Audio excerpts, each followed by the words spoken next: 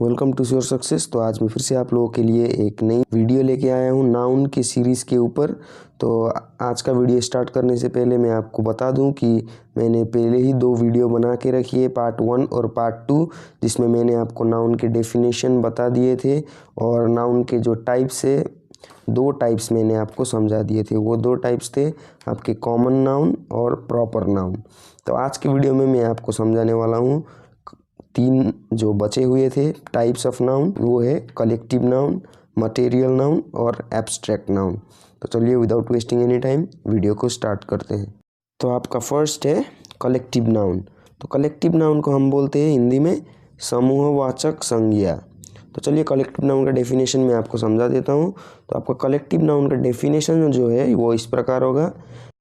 Collective noun are group names that are used for a group of person, animals or things। मतलब कि collective noun जो है वो किसी भी ग्रुप का नाम हो सकता है। मतलब कि कोई ग्रुप ऑफ पर्सन के ग्रुप का नाम हो सकता है, एनिमल्स के ग्रुप का नाम हो सकता है, या फिर किसी थिंग्स के ग्रुप का नाम हो सकता है। तो चलिए हमने आपको इंग्लिश में तो डेफिनेशन दे दिया है समूहवाचक यानी कि कलेक्टिव नाउन का। अब आपको मैं हिंदी में भी डेफिनेशन दे दूं कलेक्टिव नाउन यानी कि समूहवाचक संज्ञा का। तो आपका हिंदी में जो डेफिनेशन है वो कुछ इस प्रकार होगा। जिन संज्ञा शब्दों से किसी व्यक्ति, वस्तु या फिर प्राणी का समूह यानी कि झुंड का बोध होता है उसे हम समूहवाचक संज्ञा कहते हैं। तो चलिए मैं आपको कुछ एग्जांपल्स दे दूं ताकि आपको अच्छी तरह से समझ में आ जाए कि कलेक्टिव नाउन क्या होता है। तो यहाँ पर आप देख सकते हैं जैसे कि बंच हो गया, बैंड हो गया, क्राउड हो गया, ये है आपका कुछ एग्जाम्पल कलेक्टिव नाउन्स का। तो इसका मतलब क्या है चलिए मैं आपको समझा देता हूँ। तो ये बंच आप देख सकते हैं जैसे कि, तो आप बोल सकते हैं बंच ऑफ कीज़ यानी कि चाबी का गुच्छा। तो यह हो जाएगा आपका ग्रुप में, मतलब कि किसी ग्रुप को, मतलब किसी समूह को बोध करा रहा है ये, किसी झुंड को। तो यह हो जाएगा आपका कलेक्टिव नाउन। तो यहाँ पर नेक्स्ट आप देख सकते हैं बैंड। तो आप बोल सकते हैं बैंड ऑफ म्यूजिशियन। तो यहाँ पर ये भी आपका समूह यानी कि झुंड का बोध करा रहा है। मतलब कि बैंड ऑफ म्यूजिशियन, कई सारे म्यूजिशियन होंगे वहाँ पर। तो यह भी आपका कलेक्टिव नाउन है। तो आपका नेक्स्ट है आपका क्राउड। तो क्राउड का मतलब तो आप सभी को पता ही है। तो आप बोल सकते हैं क्राउड ऑफ पीपल, मतलब कि आदमियों का झुंड। यहाँ पर भी देख सकते हैं आप, यह क्राउड जो है या झुंड का बोध करा रहा है। तो यह भी हो जाएगा आपका कलेक्टिव नाउन। तो आई होप कि आप सभी को कलेक्टिव नाउन अच्छी तरह से समझ में आ गए होंगे। तो चलिए हम बढ़ते हैं नेक्स्ट नाउन की ओर, जो कि है आपका मटेरियल नाउन। तो मटेरियल नाउन को हम हिंदी में बोलते हैं धातुवाचक संज्ञा।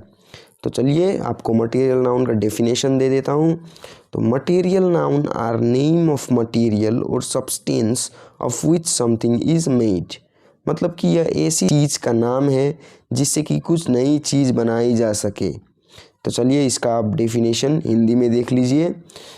धातुवाचक संज्ञा वो संज्ञा है जिसे किसी द्रव्य पदार्थ का बोध हो तथा जिसे मापा या तोला जाता हो। तो आपको समझ में आ गया होगा कि मटेरियल नाउन क्या है। यह सीधी सी बात है कि यह एक मटेरियल का नाम है। तो चलिए आपको कुछ एग्जांपल्स देके अच्छी तरह से समझाने की कोशिश करते हैं। तो चलिए आपके एग्जांपल्स जो है वह है मिल्क, आयरन, सीमेंट। तो यह हो गया आपके कुछ एग्जांपल्स। तो चलिए इसे डिटेल्स में समझते हैं। तो मिल्क, इसे आप मटेरियल नाउन कैसे कह सकते हैं, क्योंकि इसे मापा या तोला जा सकता है। किसमें? लीटर में।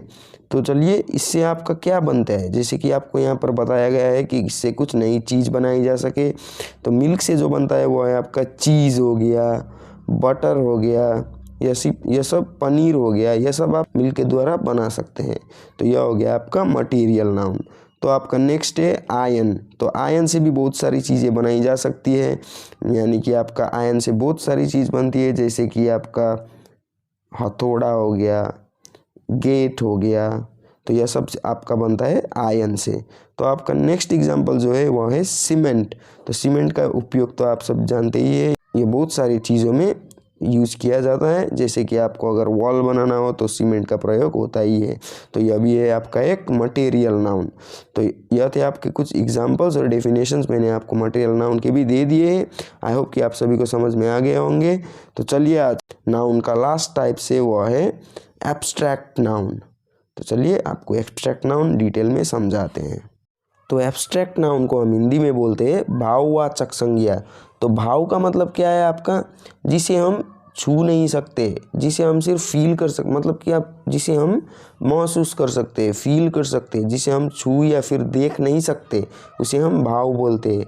तो चलिए एब्स्ट्रैक्ट नाउन का डेफिनेशन आपको बता देते हैं ताकि आपको अच्छी तरह से समझ में आ सके। तो abstract noun is name of emotions, ideas, quality which we can't see और टच।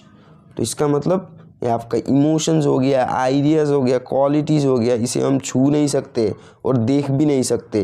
तो यह सारे है आपका एब्स्ट्रैक्ट नाउन। तो हमने आपको इंग्लिश में तो इसका डेफिनेशन बता दिया है, तो आपको चलिए हिंदी में भी आपको डेफिनेशन बता देते हैं कि भाववाचक संज्ञा वो शब्द है जो गुण, दशा या भाव का बोध कराते हैं।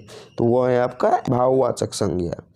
तो चलिए आपको एग्जाम्पल दे देते हैं ताकि आपको अच्छी तरह से समझ में आ सके। तो एग्जाम्पल्स है आपका सॉरो, ऑनेस्टी, पेन, ये सारे आपके एग्जाम्पल एब्स्ट्रैक्ट नाउन के यानी कि भाववाचक संज्ञा के। तो चलिए आपको ये डिटेल में समझा देता हूँ।